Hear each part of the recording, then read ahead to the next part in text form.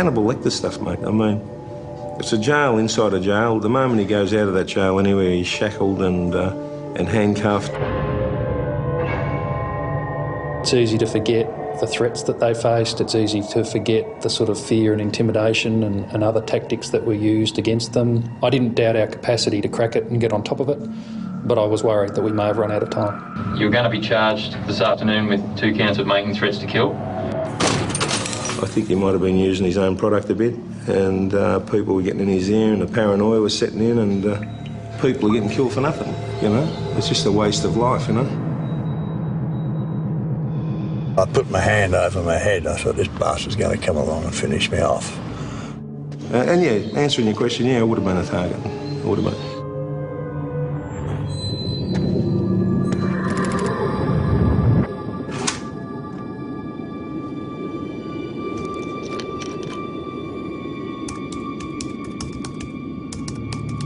The culture of the underworld has certainly changed over the last 20 years. Once upon a time, it was the hard men who had the respect. Now it's the money men. The big difference is drugs. The people who make the money are those behind the drugs, and with that, they can hire the hitmen to do their dirty work for them.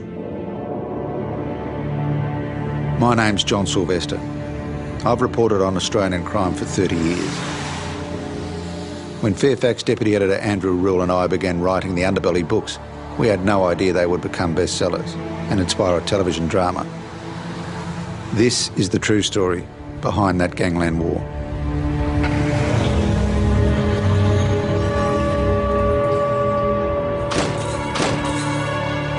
Of course, these drug pushers didn't invent gangland violence in Melbourne. There'd always been gangland violence in Melbourne.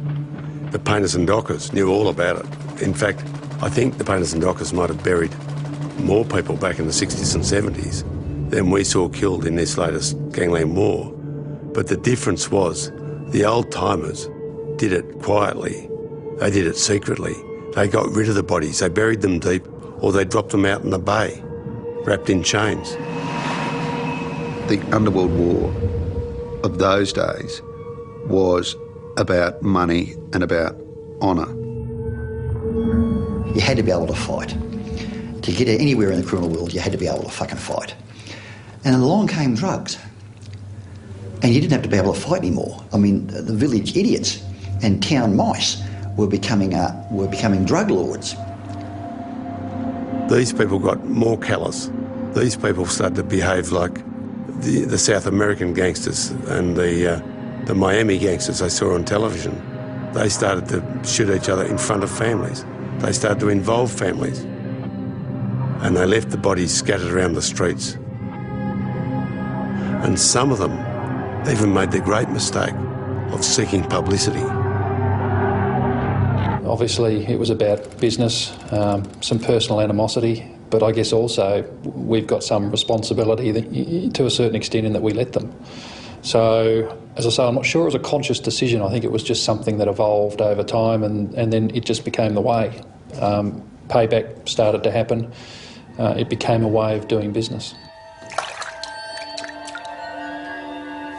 By the mid-90s, I'd been reporting crime on and off for nearly 20 years. But I have to say I'd never seen anything like the rise of the drug trade at that period, because it split up out of the traditional areas of heroin imported by the Vietnamese and Chinese, the marijuana distributed largely by the Italian gangs out of Griffith and Mildura and Shepparton, and the speed distributed by the bikies. It started to grow in other ways too, because they were getting so-called party drugs. They were getting ecstasy and other designer drugs, which were being produced by a new breed of crook, and it was being sold to a new breed of buyer. Carl Williams is the perfect example of how drugs made bit players into major players seemingly overnight. Carl was a supermarket shelf stacker, and not a particularly good one. But along the way, he learnt that there was more money in drugs. But the other group heavily involved was what became known as the Carlton Crew. This was a group of, let's call them colourful identities, who were loosely connected. They weren't a gang as such. They worked together, they were friends, but they had their own interests. There was Graham Kinniburgh, for example. Graham Kinniburgh was a former safebreaker. He was an elder statesman. Mario Condello, a former lawyer who dreamed at one stage of being a crime boss and a High Court judge. A fairly interesting combination. There was Mick Gatto, a colourful identity involved originally in illegal gambling and much later in mediation. And there was Lewis Moran, an old school crook, drawn into drugs through his son, Jason, and stepson, Mark. They were the new kids on the block. There was, of course, at one stage, Alphonse Gankatano, who was murdered. He wanted to be a godfather, but he was notorious, he was violent, and he was charismatic. Oh, he was an egotistical character. He wanted me to team up with him and join up with him, but that would have meant wearing a suit and hanging around Johnny's green room and going, yes, Alphonse, no, Alphonse, 3 bags full, Alphonse, you know. Next thing, the toilet doors come open, Alphonse and his boys are there and they're kicking me heads in. I just remember I wiped my bum and then I got up and I started punching. And I've shut my eyes and I'm punching them back out the door, and I've opened my eyes and I'm punching the bouncers. Alphonse has vanished. And I said, fuck Alphonse, you know. And the police case was quite simple. Jason Moran was driven to Alphonse's house for a discussion. During that discussion, Jason Moran produced a firearm and shot Alphonse dead. Graham Kinniburgh was present, and he ran out of the place, unable, of course, to help police with their inquiries. Those close to Jason swear he wasn't involved. The police are adamant he pulled the trigger. The amount of money that can be made through illegal pills and powders beggars belief. With a bit of help and a bit of knowledge, they started to realise that they could produce ecstasy and pseudo-ecstasy in pill form. Melbourne had always had a strong market for amphetamines, but this was a new market. Young people who would gobble these things up at the weekend. So it was endless. But at the same time, the Victoria Police made a huge mistake with its drug squad. The drug squad was planned to be a super squad of up to 200 people. Usually you would move on out of a corruption-prone area like that after 2 or 3 years. But it started to let people stay for many, many years, which increased the risk of corruption. It was, by the late 90s, a very messy setup with a lot of people making a lot of money, and some of those people making money happened to be police. One of the methods that the police were using was called controlled deliveries. And what they were doing was that they were buying chemicals at a wholesale rate, and then by using informers, selling them at the black market rate, and were following them in the bid to get to the Mr. Biggs. Using them as bait to catch crooks, allegedly. Do you know that they were actually the biggest customer for Sigma, the wholesale drug manufacturers? They were the biggest customer in Australia. The drug squad. The drug squad was. Magnificent. It was inevitable that it would come to a bad end because that drug squad wasn't up to handling the pressure put on it. And in the end, it collapsed under that pressure. There is no such thing as a war on drug trafficking. It was lost, if there ever was one, a long, long time ago. And whilst people in the drug field have such vast sums of money at their disposal, then I'm afraid corruption will continue. When you talk about corruption, police have many, many defensive methods, and they just avoid ever dealing and never confronting it. Because when you're chasing a crook, it's not personal. He's a two-dimensional object. But when you're chasing a policeman who's a crook, he's one of you. Even if he's bad, he's like the bad relative. very, very uncomfortable. The sense of betrayal that's felt in an office when that happens, and I've been in that circumstance, is unbelievable. You just have people walking around in the days, you have people in tears, and quite frankly, some of them never ever recover from it and they never go back to work in those areas again. Now, these people tend to live their life like they're out of a Hollywood movie, but they didn't actually have the brains or the decency to actually start the war in that style.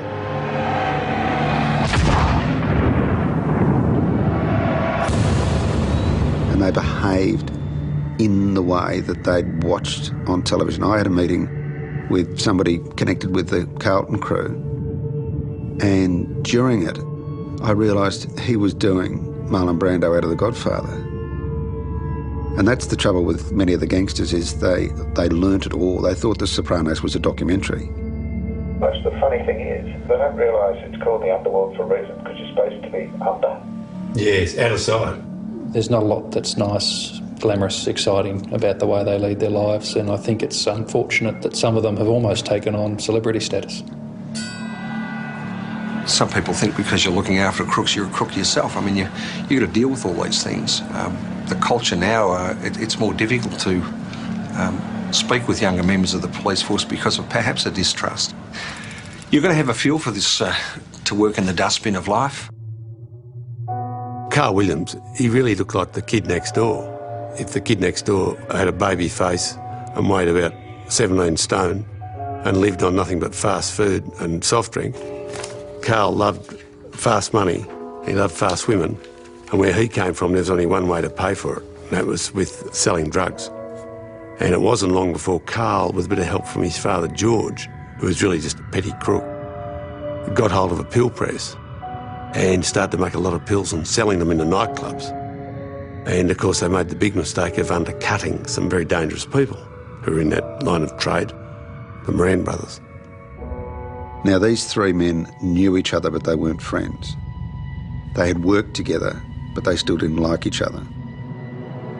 Carl Williams had married Roberta, and Roberta was the former wife of a good friend of the Morans, so they weren't happy with him over that. Secondly, Carl was selling his drugs much cheaper than the Morans. They didn't like that. There was also a dispute over the ownership of a pill press. The Morans believed it should be theirs. Carl Williams had possession of it, said it was his. And lastly, Carl Williams had actually done a pill press job for the Morans, but he hadn't used enough binding material, so the pills were falling apart and the Morans couldn't sell it.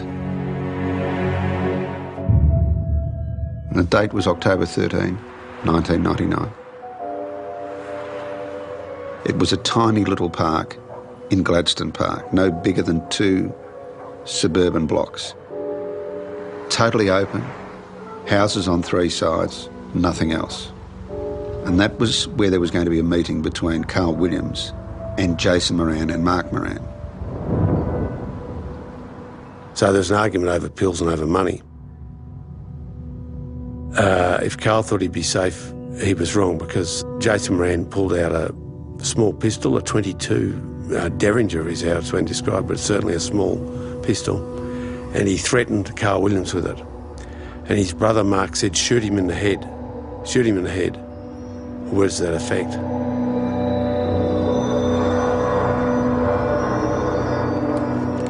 Jason said something like, well, if I shoot him dead, how are we ever going to get our money back? And he shot him in the belly instead. And that is actually how the Underworld War proper, the hot end of the Underworld War, began. Because had they killed Carl Williams that day, none of this would have happened. There would have been no Underworld War. Jason shot bloody Carl in the guts. Mark was right, he should have killed him. He should have bloody killed him.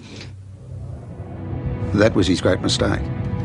If he'd killed Carl Williams then, it'd just be another dead gangster. People would have thought it was the Morans, but it wouldn't have gone anywhere. But they let him get up. He went home. His mum had baked him a cake because it was his birthday. It was his 29th birthday on that very day. But a shot in the stomach tends to dull the appetite. They were the architects of their own demise.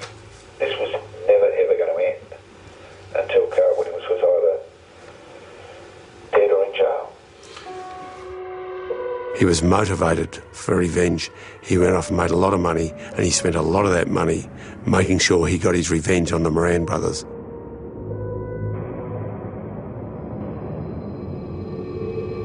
But what happened, and consistently happened over the next few years, was a bizarre set of circumstances which made all the planets line up so that we had this unprecedented war. Carl got out of hospital, and he must have been a workaholic because he was straight back into making drugs. The local police at Broadmeadows were doing a very minor fraud case involving credit cards. They went out to a housing commission property and they heard this crunching of a machine. It sounded like the Ford factory, really. They realised exactly what was going on. Kicked the door in, and there was the pill press, going 1,000,000 miles an hour. They slip upstairs, and there's Carl Williams, lying in bed, with the sheets over him. They pull it back, he's wearing a red Mambo shirt, he's fully dressed. Split infinitively. Oh, thanks. He's charged. And that job was worth $20 million. So he goes into jail, but while in jail, he meets a crook that we can only refer to as the runner. And he offers that crook $100,000 to kill Jason Moran. The runner was a man who did armed robberies, a career criminal, and been a gunman for 2 decades. His trick was to park his car, his getaway car, a long way from the bank or whatever his target was. He'd do the job and then he'd run, hence the nickname. Anyway, he doesn't blink an eye. He just goes, yep, no worries, I'll do that when I get out. So he's got his hitman.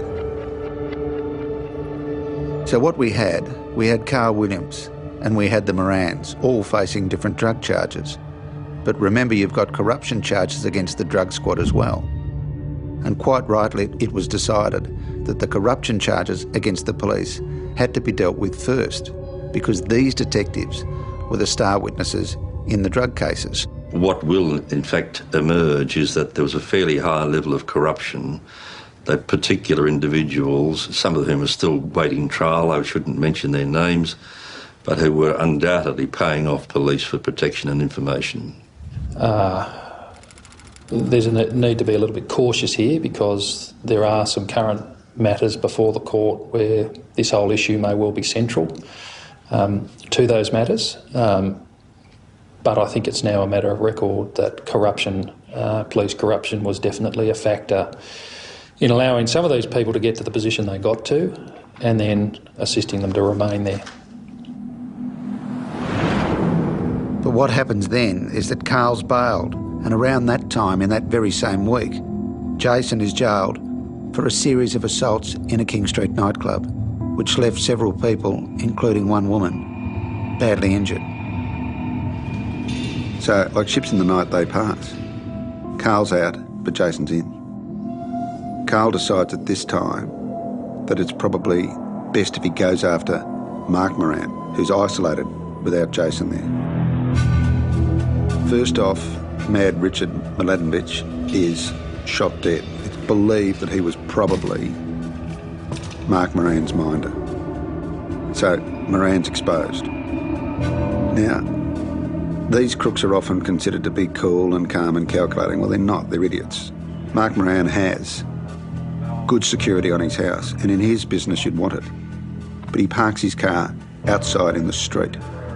Perfect spot for Carl Williams. In the dark, he ambushes Mark Moran and shoots him. Mark Moran is shot dead outside his luxury $1.3 million home in Aberfeldy. Carl Williams is probably involved in up to 10 murders, but this is the only one where he pulls the trigger. Mark was the best of the lot. I love Mark. Entirely different to Jason. Mark was a lot harder than Jason, a lot harder. Jason was a pussy compared to Mark. Jason, I can remember him crying on my shoulder at least 4 or 5 times. Bertie, I've killed Mark. Mark Moran, he's an unemployed pastry chef.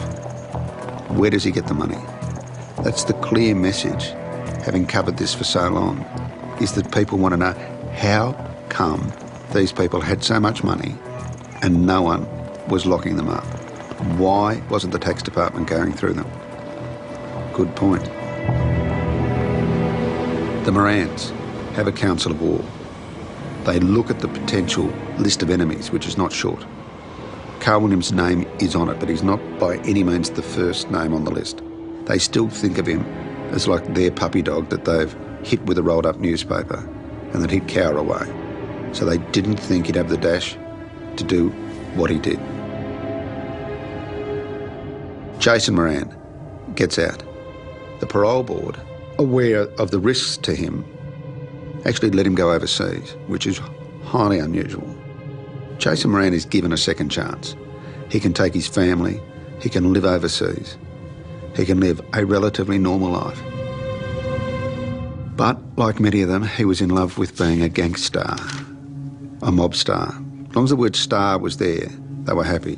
So he came back, even though he had to know that there was a great risk to his life. The runner, by this stage, is out. He's teamed up with Carl Williams. He's prepared to do the job. Again, we refer to these hitmen as cool and calm. Most of them are totally stupid. Jason was well aware that he was in the firing line, so he kept moving and changing address. He was pretty good at it, as most crooks are. I always said, listen, I'll live longer than you, Jason. I said it to him 2 weeks before he died. Met him up here in Smith Street, Collingwood. And I was wearing a coat like this, and I walked up and shook his hand. He backed off. I knew he was carrying a gun. Well, I wasn't carrying a gun, but he thought I was carrying a gun. And he gave me a shaky handshake. And I said, you want to pull up, Jason? I said, I'm going to live longer than you. He said, we'll see about that. I think we all realised how low the crooks would go when they shot Jason Moran and Paddy Barbaro in a van at a little kids footy match out at Essendon. A gunman ran up and he shot the 2 men in the front seat of the van while the little kids were in the back, so close that they were actually spattered with blood. It was a terrible crime.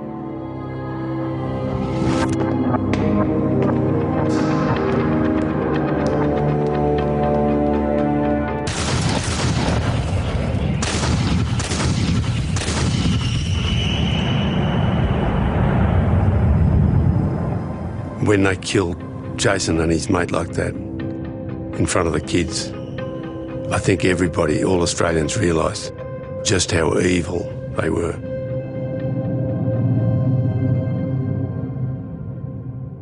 Think of Mark Moran's kids who were in the house when their dad was killed and then are in that van when their uncle's killed. Yeah, right up front of them. And Pasquale Barbaro, who was just sitting there. I mean, the bloke who killed him didn't even know he was in the car. You can never deal with this as to think some sort of romantic battle between two sides. It's not. It's about killing people. It's about ambushing people. It's the most awful, hideous, traumatising scene for strangers to see a body that's been mutilated by a gunshot. What it would be like for kids just beggars belief. There was blood everywhere. Take the bigger picture. You've got a lot of kids there and parents. And what would have happened when the runner ran if a parent had tried to grab him? Well, we know what the runner would have done. And yet everyone sort of says there were no innocent victims. Well, Collateral damage everywhere. Did he throw the guns down, or one of them down? F1 there, yeah.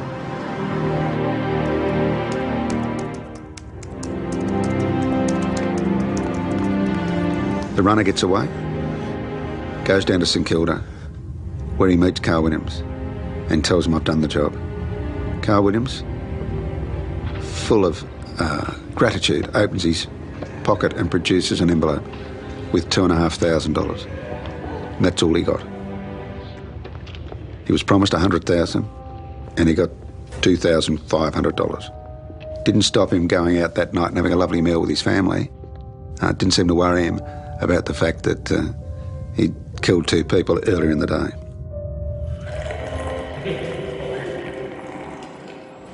I don't think any of us expected it of Carl, because he was just, as he's been portrayed, the fat boy that was a hanger-oner, was doing his best to learn the trade that he eventually majored in.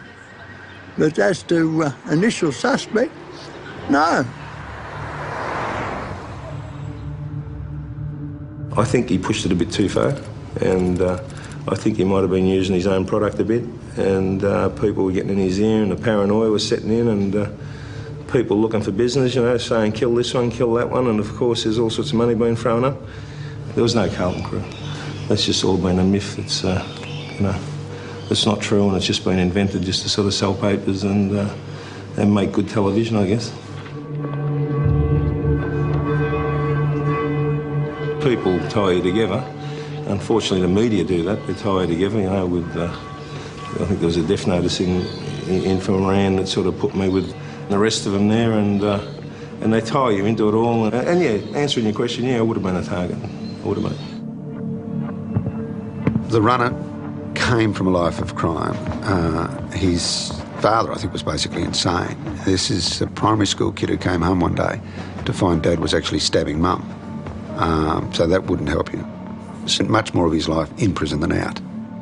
Well, I always say if you do more than 5 years, you lose your life. I mean, I don't think you can mentally recover from more than 5 years in prison.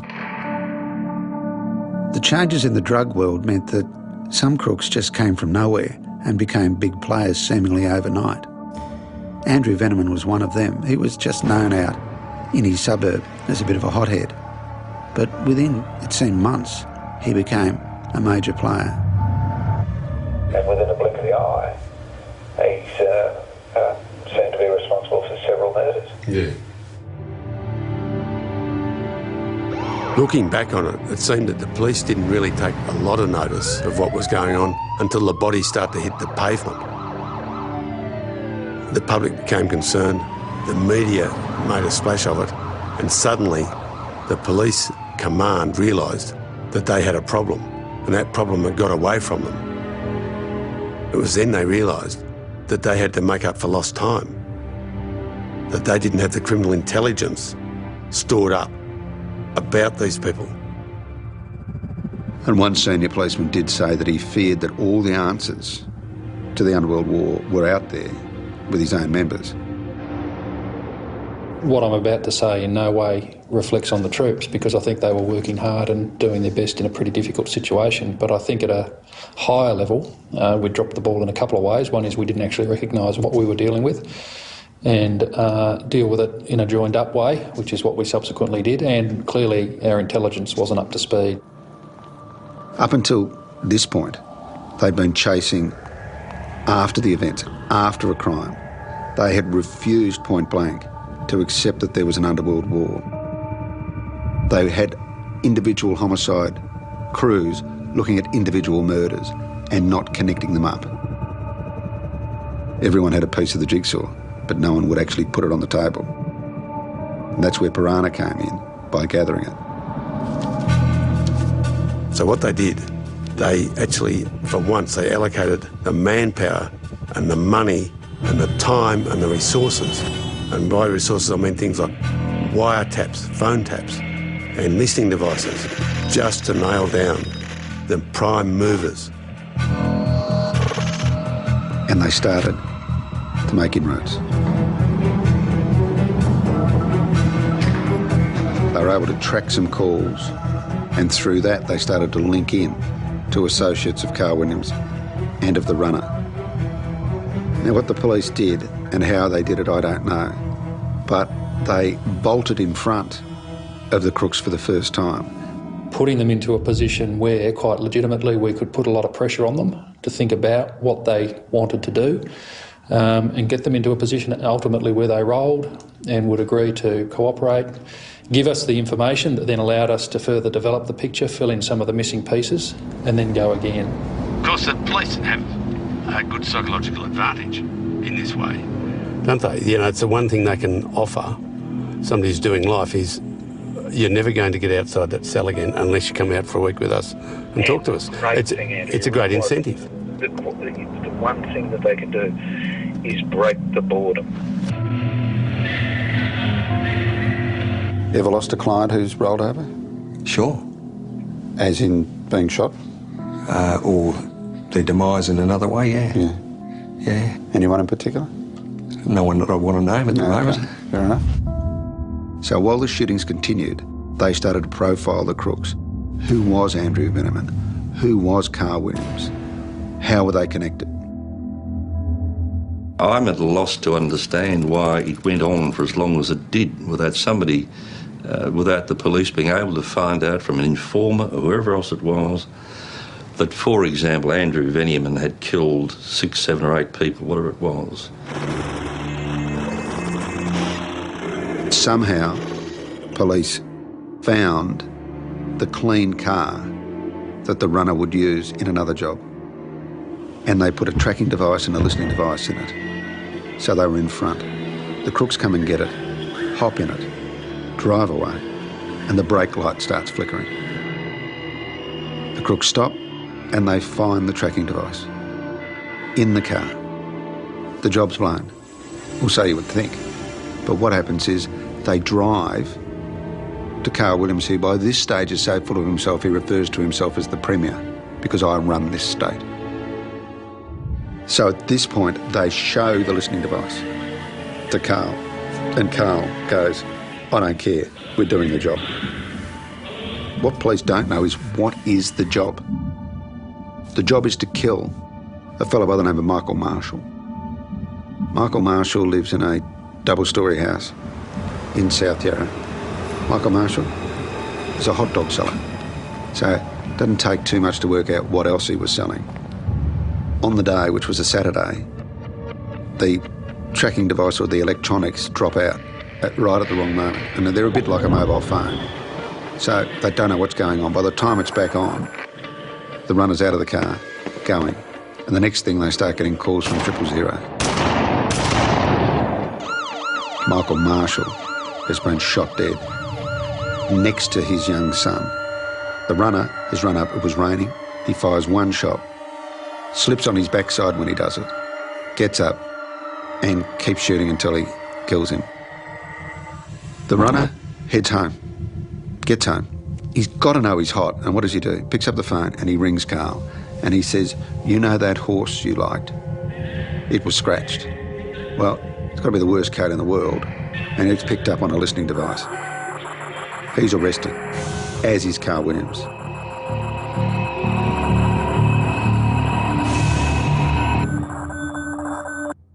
Have they provided you with advice in respect to the manner in which you should conduct yourself in the interview today? Yeah, just advice, yes. And what advice have they provided with you? Just not to make no comment record of interview or remain mute. But Williams starts to realise they've got the runner cold, so he tries to distance himself. All of a sudden, Carl's being looked after by a QC. The runner's on legal aid. Carl wants a separate trial. The runner says to him, well, look, at least be decent and look after my old mum. Can you give us some money? He sends her 10 grand. Carl Williams was making $100,000 a month in his prime. Carl Williams' big mistake was shortchanging the runner. He had promised him $100,000 for killing Jason Moran. He paid him $2,500. On several occasions he was dudded and he resented it, and we'll never know. But the likelihood is that if Carl Williams had kept his promise, so would have the runner. Very, very stupid move to shortchange a hitman. These people have been allowed to just continue on with their trade and get bail. Continually get bail, continually offend, continually drive their organisations and influence their organisations while they're out on bail. I mean, how can you police something where you're locking people up and they're going through the revolving door and thumbing their nose at you? Slowly, many of those connected with the Morans were hunted down and shot dead. Graham Kinneborough, old school, killed outside his house in Kew. He turned up at home and the hit team was waiting. Graham got one shot off, but it wasn't enough. That was the murder that really, really affected Mick Gatter. That wasn't business. It was personal. Carl Williams was an unlikely-looking gangster. He is a bloke with a ready smile. It was difficult to sit and talk to him, knowing what he'd done. After Graham Kinneborough was murdered, I sat with him in the world's worst coffee shop, and he was wearing shorts and a T-shirt, and he sat with his back to the road. And I wanted to actually say to him, look, you know, in Gangster 101, you don't do that. You've got to wear a designer suit and sit and scowl a bit. But that was part of his, not his disguise, but probably put a lot of people off, in that you looked at him and you thought, I don't see him as the sort who can organise all these hits. Carl Williams? What about him? You had a meeting with Carl Williams trying to sort it out at one stage at the casino? Well, I wasn't trying to sort it out. I was trying to find out who killed Graham. And until that point, you know, it had nothing to do with me. You know, it was a war over him getting shot by Jason, and whatever happened there was their business. Nothing to do with me.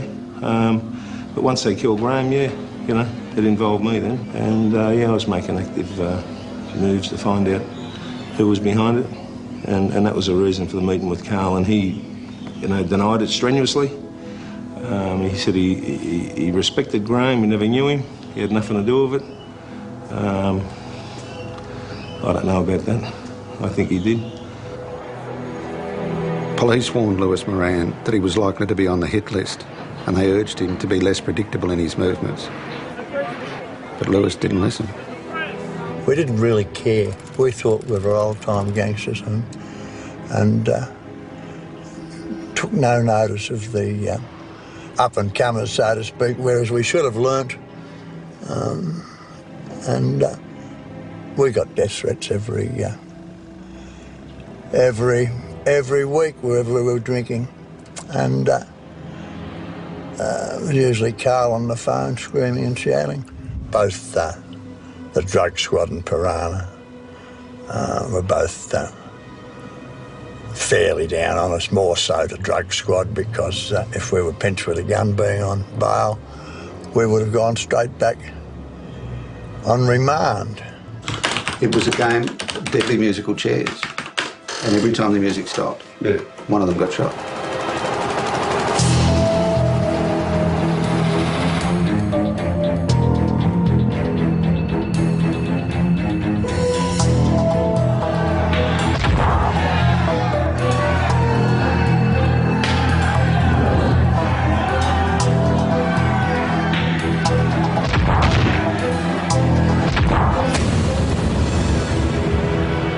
Certainly Andrew Veneman idolised Mick Gatter at one point.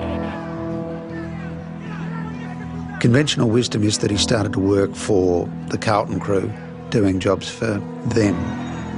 Then there was a bashing in Lygon Street, which left a man in hospital. And around that time, Veneman appeared to change sides and became close and personal with Carl Williams. Carl Williams wanted him to deliver Jason Moran to be killed, and Veneman never did. So even though Williams always said Veneman was his closest friend, in reality, he didn't trust him. He wasn't actually sure that if he changed sides once, he wouldn't change again. Towards the end, Williams would never meet Veneman on his own, frightened of an ambush.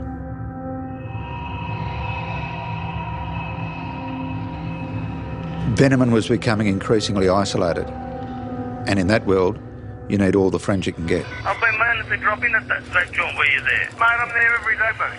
Every day we're there. I promise you, mate, I swear to you, I'm going to come. I want to come. Mate, anytime you want it, buddy. Yeah, I know that. All right, you take care of yourself, mate. Keep in touch. Thanks very much, buddy. Take care, Andrew. Yeah, buddy. Bye.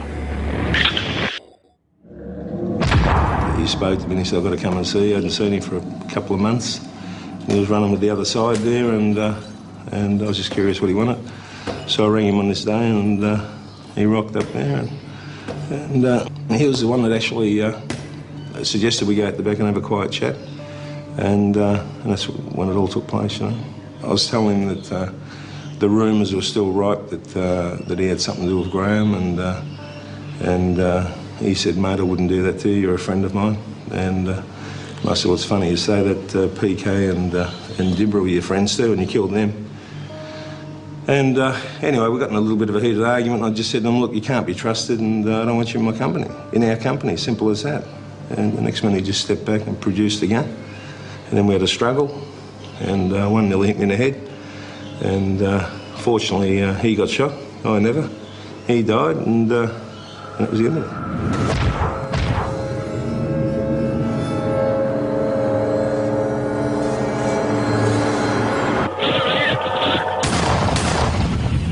Months I spent in, like Hannibal Lecter, locked up and shackled like a dog.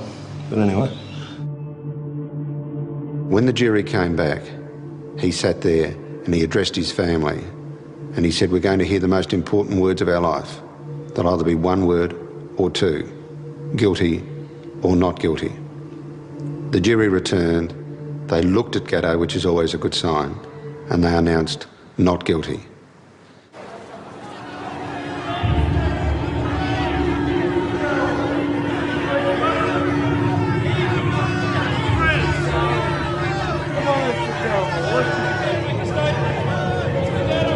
Thank God for the jury system, that's all I can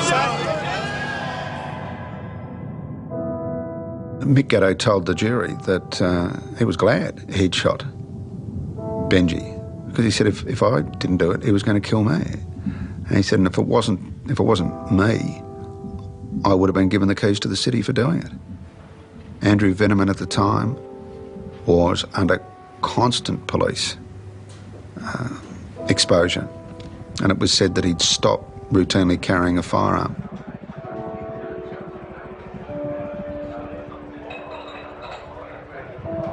But Mick Gatto's version of events was that he had a gun on this occasion. We'll never know what Veneman had to say about it. Police suspect that Andrew Veneman was present during at least 7 murders, and probably the trigger man in nearly all of them.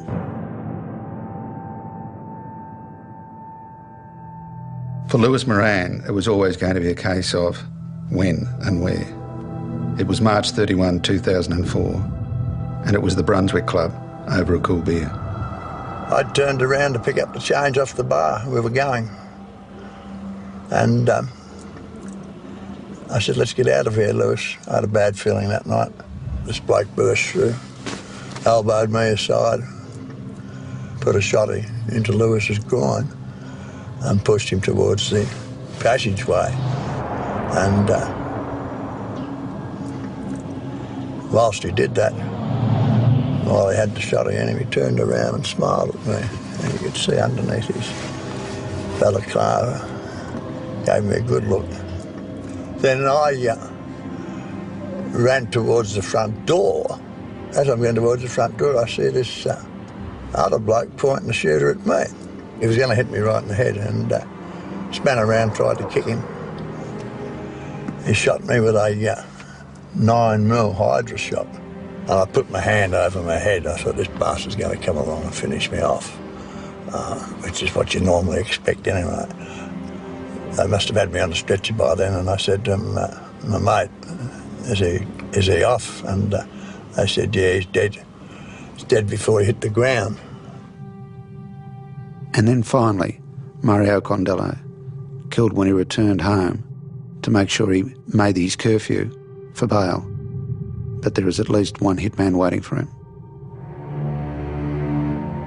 Piranha are desperately trying to roll over key players connected with Carl Williams to give evidence against him.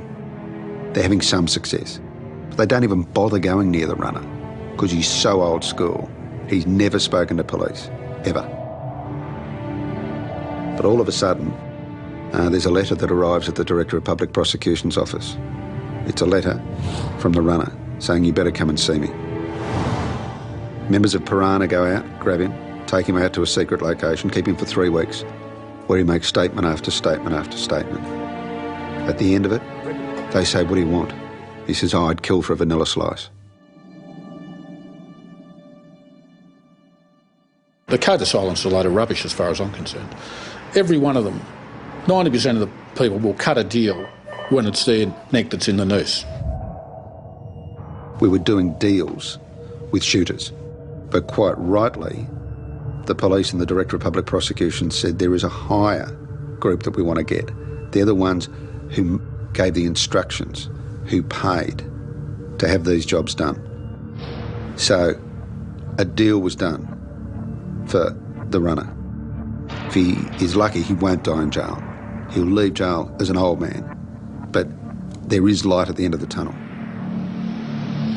Is it your intention to remain mute for the remainder of the interview in relation to any questions asked about this offence?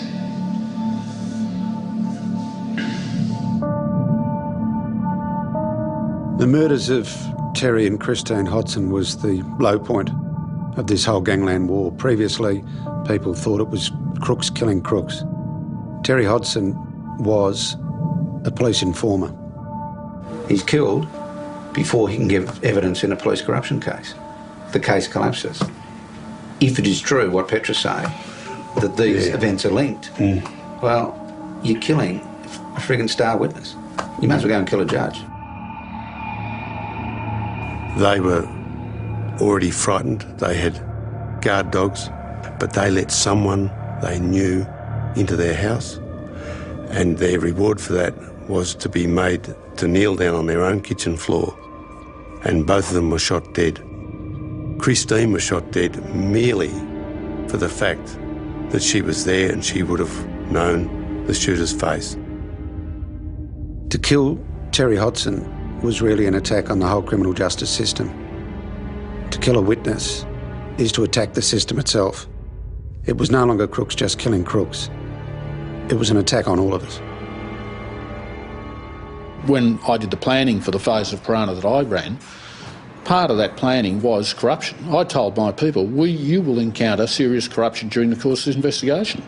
I didn't know what it was going to be, but I knew we would uncover it because it's endemic to organised crime. Organised crime does not exist without some form of corruption. Time was running out for Carl. If all the trials went ahead and he was found guilty, he was certainly going to be sentenced to life with no minimum. His lawyers wanted him to do a deal so he could get a minimum sentence. But he kept playing games until February of 2007. Virtually just before a jury was impanelled, he made noises finally that he would do a deal. Carl Williams was escorted into the court. He needed to formally plead guilty to 3 murders if a deal was to be done. During the delay, Carl's parents, George and Barbara, were allowed into the court proper. And while George remained silent, Barbara begged her son not to plead guilty. And then the court was convened. Everyone held their breath, and then Carl Williams pleaded guilty to 3 murders. Jason Moran, Lewis Moran, and small-time drug dealer Mark Marlier. The deal Williams wanted was 33 years as a minimum. That would mean he could get out when he was 69. To do that, he needed to cooperate with the authorities. So Carl got up and he made a self-serving and clearly bogus statement. It was designed to show his colleagues that he hadn't rolled over on them, and it was designed to actually damage prosecution witnesses in upcoming cases.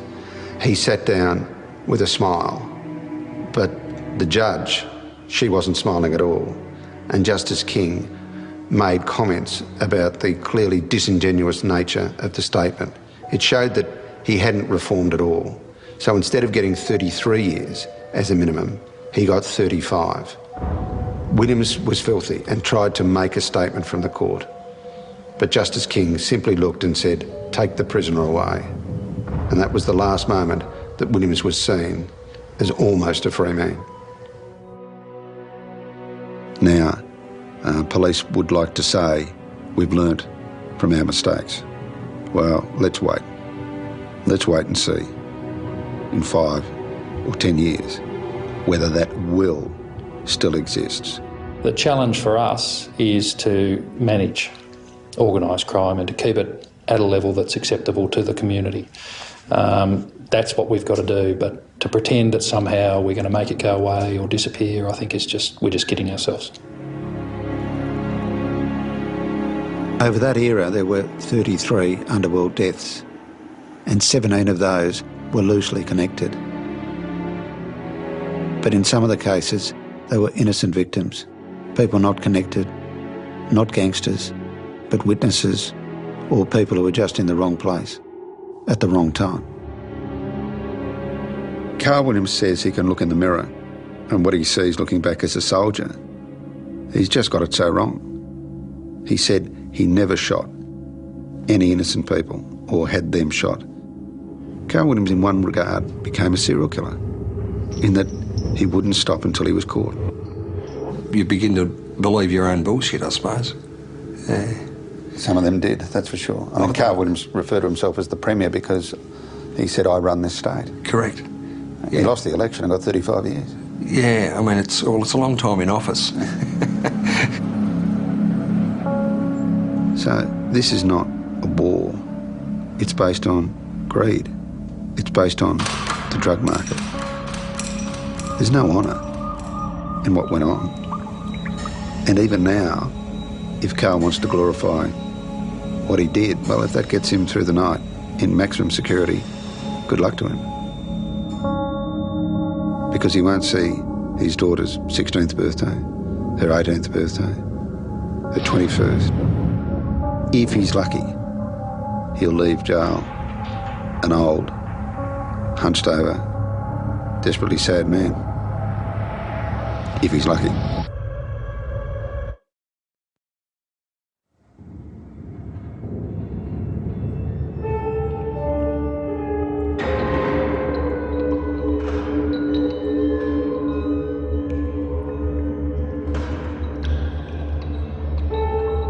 Join us tomorrow as time is running out in the intriguing case that has everyone guessing.